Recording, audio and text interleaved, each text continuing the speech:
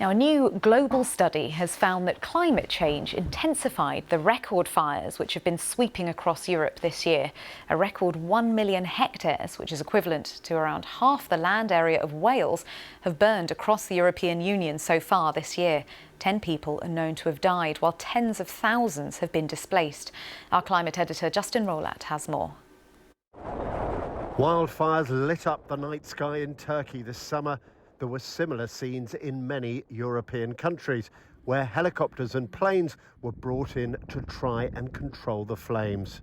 Europe has experienced its worst wildfires on record this year and, say scientists today, climate change was partly to blame. The report from the World Weather Attribution Group looks at the fires that raged this year in Turkey, Greece and Cyprus, but says similar results are expected for the record wildfires in Spain. Climate change helped set the scene by reducing winter rainfall in the region by about 14%, the researchers say. Then there were the scorching temperatures in the days preceding the fires, made 13 times more likely by climate change, the team calculated.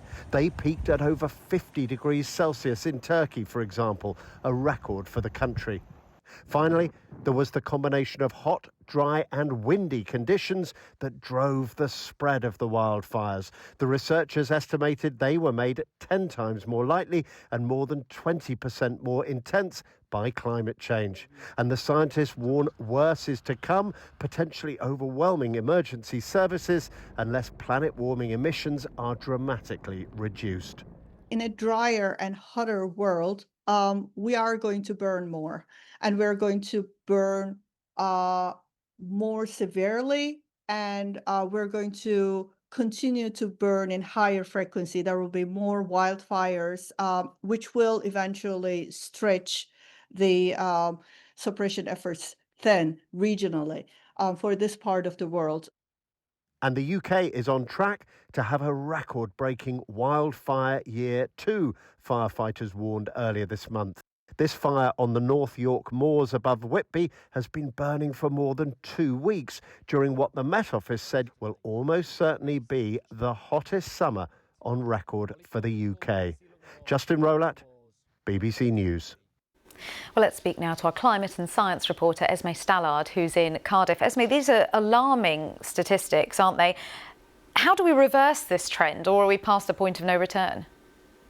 Well, I mean, the impacts that have been highlighted in this study today around climate change driving these extreme temperatures, low rainfall, and therefore increasing the risk of wildfire are to some extent baked in. So the emissions that we've already produced entering our atmosphere will continue to drive up temperatures for some time. And we're certainly not at the case where we're stopping those emissions being added, which of course will be worrying authorities across Europe, but also other areas. At the moment, there are also extensive wildfires going on in Canada. It's their second worst wildfire season after 2023. There's also wildfires along the west coast of the US at the moment. So it's not just Europe that's struggling with this. And I think it really brings to the forefront of those authorities' minds the importance of tackling emissions. But of course, that is very much a long-term ambition. What do they do day after day and summer after summer in terms of tackling this?